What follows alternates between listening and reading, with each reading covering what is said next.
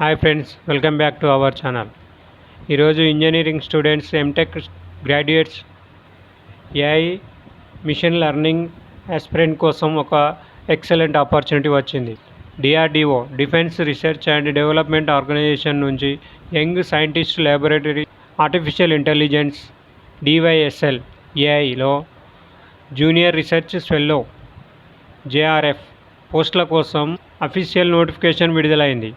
ఈ రిక్రూట్మెంట్లో 48,000 వరకు monthly salary, AI research experience లాగే పార్ట్ టైం పిహెచ్డి ఆపర్చునిటీ కూడా ఉంది. ఫ్రెండ్స్, ఈ వీడియోలో vacancy details, eligibility, salary, age limit, selection process, application process, last date అన్నీ కంప్లీట్గా చెప్తాను. సో ఈ వీడియోను స్కిప్ చేయకుండా చివరి వరకు చూడండి. ఫ్రెండ్స్, డిఆర్డిఓ అంటే defence research and development organisation. ఇది మినిస్ట్రీ ఆఫ్ డిఫెన్స్ కింద పనిచేసే ఇండియా టాప్ రీసెర్చ్ ఆర్గనైజేషన్. ఈ notification DRDO young scientist laboratory artificial intelligence DYSL AI Bengaluru నుంచి విడుదలైంది.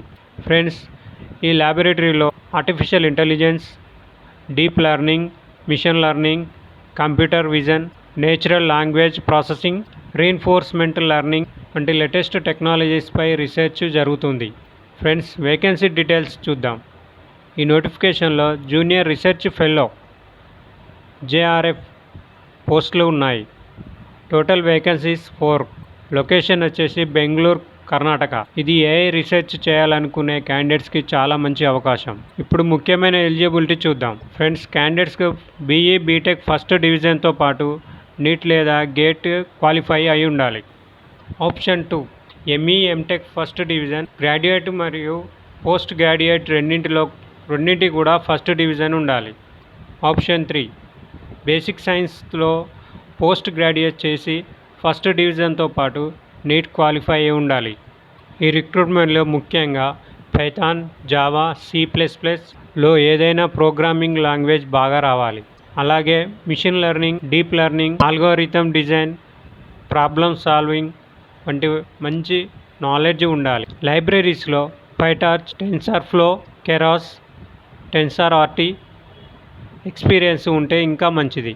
ఈ నోటిఫికేషన్ ప్రకారం speech recognition, NLP, machine translation, computer vision, generative AI models, 3D vision, SLAM, ROS, reinforcement లెర్నింగ్లో knowledge ఉంటే advantage ఉంటుంది.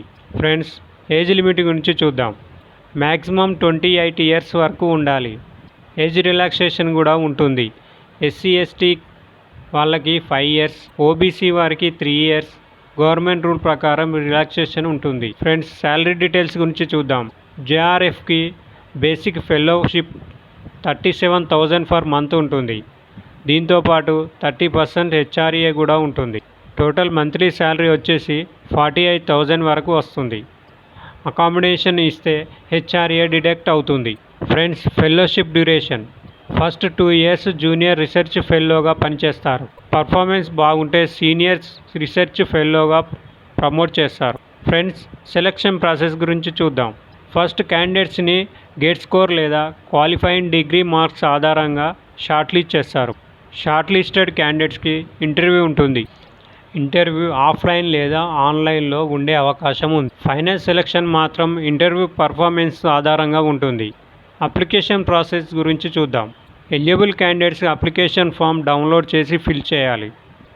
దీనితో పాటు CV, educational certificate, date of birth proof, caste certificate, gate proof, CGPA certificate attach చేసి post ద్వారా లేదా scanned కాపీస్ని email ద్వారా పంపవచ్చు. లాస్ట్ డేట్ వచ్చేసి 14th ఆగస్ట్ వరకు ఉంది. ఫ్రెండ్స్, ఈ నోటిఫికేషన్ లింక్ను డిస్క్రిప్షన్లో ఇస్తాను. ఈ వీడియో మీకు యూజ్ఫుల్ అనిపిస్తే లైక్ చేయండి, షేర్ చేయండి. ఇలాంటి లేటెస్ట్ గవర్నమెంట్ జాబ్ నోటిఫికేషన్ కోసం మా ఛానల్ను సబ్స్క్రైబ్ చేయండి. Thank you for watching.